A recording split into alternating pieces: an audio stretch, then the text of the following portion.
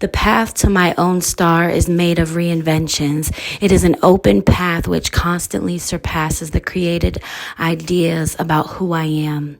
The changing nature of life calls me to look at existence with new eyes, paying attention to my inner movements and allowing the necessary space for every emotion.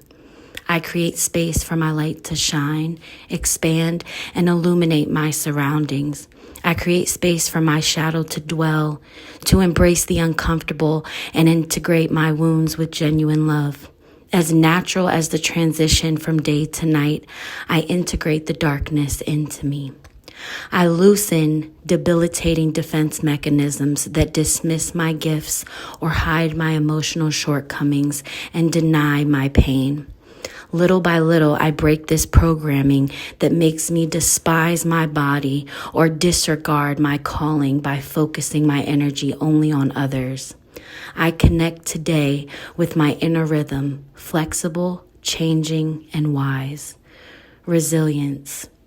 It is life running through my body every time I feel the healing of my scars.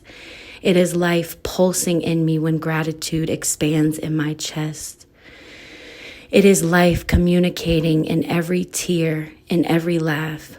It is the sacred life in each new chapter. My resilience is my refuge. There I tell myself the truth and leave space for all that I am. What does our life compare to?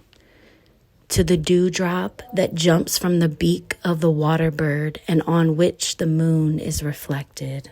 What you will see here is the etheric energy blueprint behind an object. Even though a section have been cut off, the energy body is still present. This is why when people lose their limbs, they can still feel it present, because the etheric body can never be broken. This proves that we are not the body. You are the spirit inside of the body. If you don't believe me, you can literally do this exercise yourself to activate your bodies. This is called astral projection. It's using your mind to project your consciousness into the astral plane, the realm of imagination. This was talked about in the Bible when Jesus walks on water. It's a metaphor for astral projection. The water is the ether, the barrier between the physical and the spiritual planes. Before you do this, you need to make sure you're in a good, high vibrational mindset. Whatever frequency you are vibrating on, you will match within the astral planes. For example, if you are vibrating very low, you will meet beings, entities that are vibrating very low. This is what we call demons. Once you are in the right mindset, you need to lie down flat with no body parts touching. Rest every single muscle and be still as possible. Close your eyes, breathe deeply in through the nose and out through the mouth. Focus your attention on the center of the brain, the place of the consciousness. You need to do this for at least 10 to 15 minutes until you are just left with an empty mind. Now you want to use your mind to imagine yourself pulling a rope up into the sky.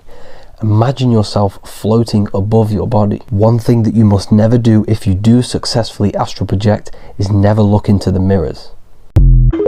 You are a slave. When you are born, you get a birth certificate. When a ship pulls up to its bay on water, it's called the birth canal. When they pull up, they get a certificate of manifest certifying all the products on the ship that bring into the country. When you are born in water, through the birth canal, you get a birth certificate, which is your certificate of manifest. This is because you are a product and this represents your cooperation. This is why when you die, you're called a corpse.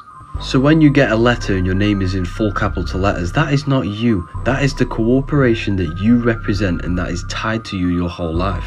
When we were born into a copyrighted timeline, which is 2023, created by Pope Gregory in the 1500s, which he copyrighted. Therefore, on paper, we are born into a copyrighted timeline and he owns our bodies, which is our cooperations. You're a biological battery. This is why you get charged in a court, and when you get charged in a court, you go sit in a cell, a battery cell.